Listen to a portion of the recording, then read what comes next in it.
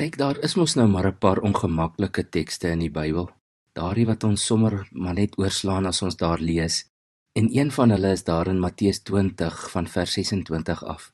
Twee van Jesus se disippels wou ook maar graag 'n bietjie belangrik voel, maar Jesus waarsku hulle in vers 26. Hy sê by julle moet dit nie so wees nie. Elkeen wat in julle kring groot wil word, moet julle dienaar wees. En elkeen wat onder julle eerste wil wees, moet julle slaaf wees. Nou dis nou daai twee woorde wat ons nie graag wil hoor nie, nê. Ons sal nie daarvan hou om iemand se dienaar te wees of wat nog te sê om iemand se slaaf te wees nie.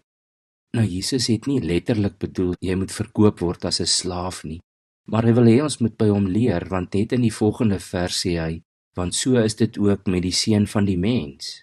Hy het nie gekom om gedien te word nie, maar om te dien en sy lewe te gee as losprys vir baie mense. En jy verstaan mos wat Jesus daarmee bedoel het, toe hy gesê het hy het nie gekom om gedien te word nie. Dit is presies soos daardie keer toe hy die disippels se voete gewas het. Toe het hy baie prakties vir hulle gewys, dat hy hulle voete gewas het, en hy nie verwag het hulle moet sy voete was nie. Maar daar het hy ook gesê, ek stel vir julle 'n voorbeeld van hoe om mekaar lief te hê en hoe om mekaar te dien. Nou om dit te kan doen, het ons die krag van die Heilige Gees nodig. Maar die goeie nuus is, die Gees wil vir jou daardie krag gee, die krag om te kan dien.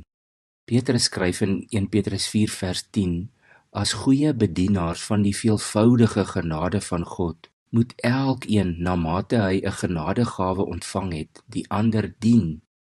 En ek weet jy het al baie oor hierdie onderwerp gehoor en self gelees, en daarom herinner ek jou maar net daaraan. Hy sluit aan by Paulus, wat breedvoerig skryf oor die genadegawes, die geskenke wat die Gees ons gee. Daar staan in 1 Korintiërs 12 van vers 4 tot 7, daar is 'n verskeidenheid van genadegawes, maar dit is dieselfde Gees wat dit gee. Daar is 'n verskeidenheid van bedieninge, maar dit is dieselfde Here wat die opdrag gee. Daar is 'n verskeidenheid van kragtige werkinge, maar dit is dieselfde God wat alles in almal tot stand bring.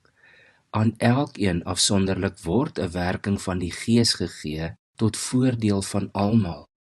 In Galasiërs 5 vers 13 skryf Paulus, julle is tot vryheid geroep, moet net nie julle vryheid misbruik as 'n verskoning om sonde te doen nie, maar dien mekaar in liefde. Dit was wat Paulus ons ook kom leer het, ons moet mekaar dien in liefde, en dit deur die krag wat die Heilige Gees ons gee. Ons het nie eers nodig om lang studies en lang argumente hieroor te maak nie. Die Heilige Gees wil ons toerus met baie voordele en vrug en gawes, en een van die geskenke wat hy ons gee, is om te dien. Kom ons dien mekaar in liefde. Kom ons bid saam. Here, ons moet bely, ek moet bely, dit is nie altyd so maklik om ander mense te dien nie, maar ek weet dit is wat U van ons verwag, wat U ook van my verwag. Dankie o Heilige Gees dat U my ook die krag gee om te kan dien.